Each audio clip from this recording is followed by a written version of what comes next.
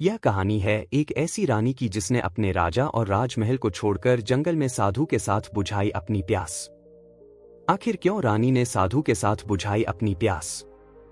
ऐसे ही वीडियो देखने के लिए वीडियो को लाइक और चैनल को सब्सक्राइब करें। संध्या का समय था।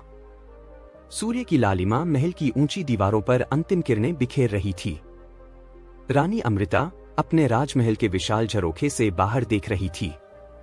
उसके चेहरे पर शांति थी, परंतु उसकी आंखों में एक बेचैनी तैर रही थी। उसकी शादी राजा विक्रम सिंह से हुए वर्षों बीत चुके थे, परंतु वह अब भी प्रेम और आत्मिक संतोष की तलाश में थी। राजा विक्रम सिंह एक महान योद्धा थे, राज्य का हर व्यक्ति उनका सम्मान करता था, परंतु एक पति के रूप में वे सख्त और अनुशासित थे। रानी अमृता को महल की हर सुख सुविधा प्राप्त थी, लेकिन उसका हृदय किसी और चीज की प्यास रखता था, एक ऐसी अनुभूति जो उसे वास्तविक प्रेम और आत्मीयता का एहसास कराए। एक दिन महल के उद्यान में घूमते हुए उसकी दृष्टि वन की ओर चली गई। घने वृक्षों के बीच एक रहस्यमय छवि उसे आकर्षित कर रही थी। वह एक साधु था, ऊंची कदकाठी, गहरे काले नेत्र और एक ऐसा तेजस्वी चेहरा जो मानो किसी रहस्य को छुपाए बैठा था। उसकी आंखों में एक गूढ़ शक्ति थी, जैसे वह किसी की आत्मा तक देख सकता हो। रानी को ऐसा प्रतीत हुआ जैसे वह साधु उसकी आत्मा की गहराइयों तक झांक रहा हो। उसके भीतर कुछ हलचल हुई, कुछ ऐसा जो पहले कभी नहीं हुआ था। रानी ने उस साधु के बारे में पता करने का आदेश दिया। महल के एक पुराने सेवक ने बताया, रानी साहिबा, वह कोई साधारण योगी नहीं है। उसका नाम देवेश है। कहा जाता है कि वह मन की बातें पढ़ सकता है। लोग कहते हैं कि उसकी दृष्टि से कोई भी अपनी गुप्त इच्छाएं छुपा नहीं सकता। रानी को और अधिक जिज्ञासा हुई। उसने सोचा, क्या वह सच में मेरे मन की बात जान सकता है?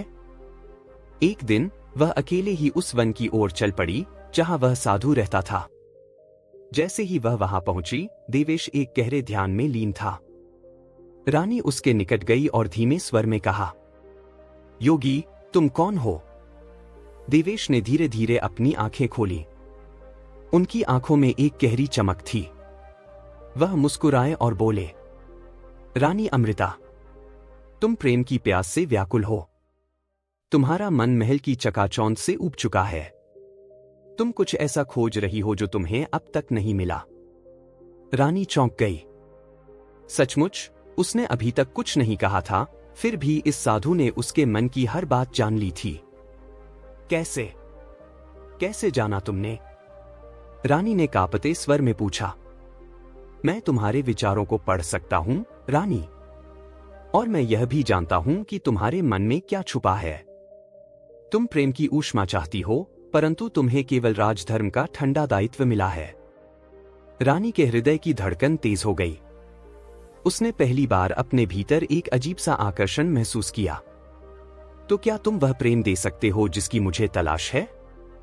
देवेश ने रानी की ओर देखा। उसकी आंखों में एक गहरी मादकता थी।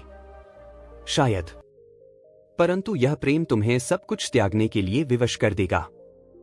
रानी इस चेतावनी को अनसुनाकर उस गूढ़ पुरुष की ओर और अधिक आकर्षित हो गई। इसके बाद रानी अमृता और देवेश की मुलाकातें नियमित होने लगी। देवेश का हर शब्द, हर स्पर्श उसे एक नई दुनिया में ले जाता। वह एक ऐसे प्रेम में डूब गई जो अब तक उसके लिए अज्ञात था, परंतु यह प्रेम गुप्त था।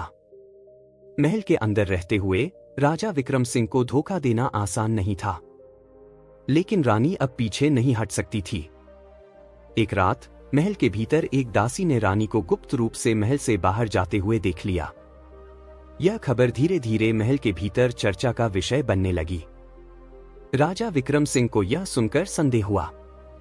वे अब अपनी रानी पर अधिक ध्यान देने लगे।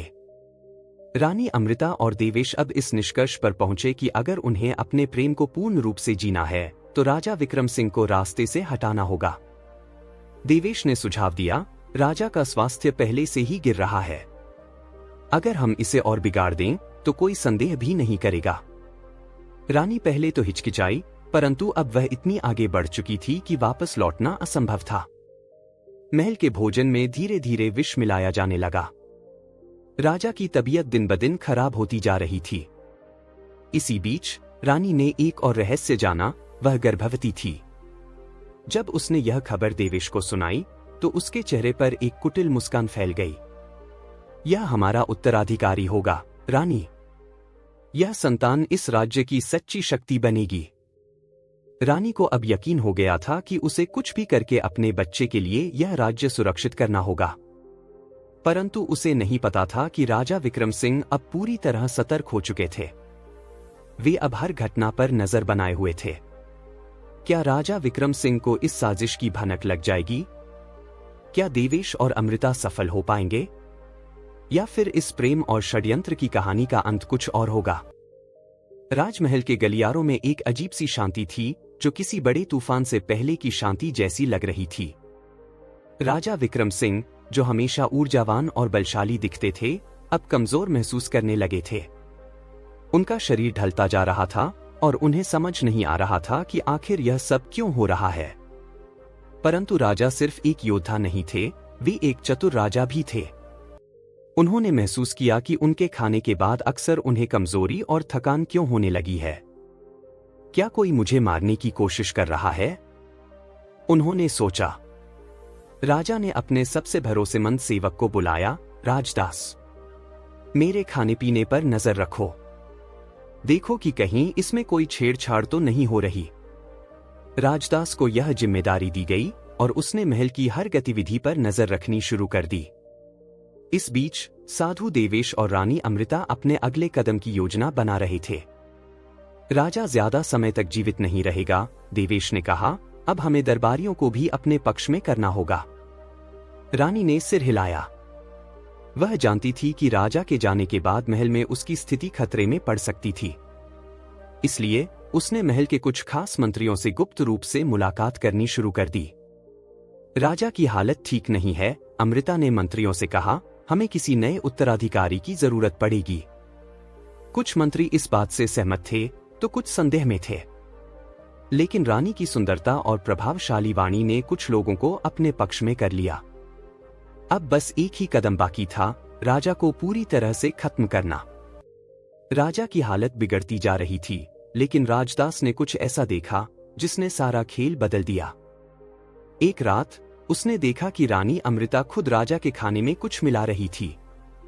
उसने यह बात राजा को बताने का निश्चय किया, लेकिन यह इतना आसान नहीं था। अगर रानी को पता चल जाता तो वह उसे भी खत्म कर सकती थी। राजदास ने राजा से अकेले में मिलने का अनुरोध किया।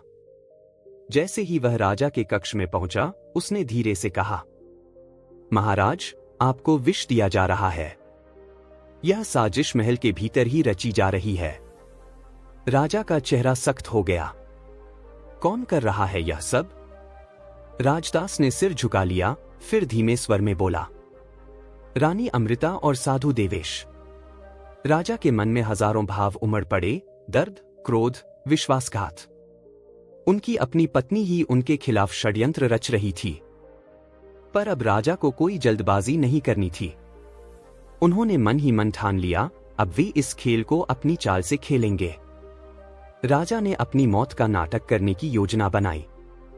उन्होंने आदेश दिया कि वे किसी से नहीं मिलेंगे और दरबार में यह घोषणा करवाई कि उनकी हालत बहुत गंभीर हो चुकी है। इधर अमृता और देवेश को लगा कि उनकी योजना सफल हो रही है। अब हमें जल्द ही महल पर अधिकार करना होगा, देवेश ने कहा। लेकिन उन्हें यह नहीं पता था कि राजा अब पहले से ज्यादा सतर्क हो चुके हैं।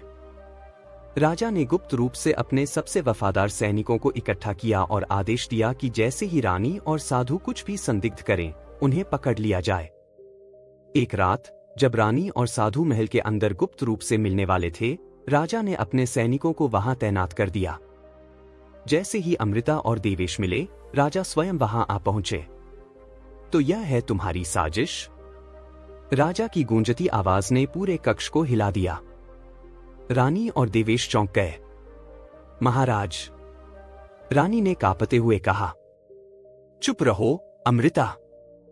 तुमने मेरे साथ विश्वासघात किया। तुमने मेरी हत्या करने की योजना बनाई, और इस दुष्ट साधु के साथ। देवेश ने भागने की कोशिश की, लेकिन राजा के सैनिकों ने उसे पकड़ लिया। अब सवाल यह था, राजा इस विश्वासघात का बदला कैसे लेंगे? वीडियो को लाइक करें और चैनल को सब्सक्राइब करें। यदि इस वीडियो का पार्ट 2 चाहते हो तो कमेंट में पार्ट 2 लिखें।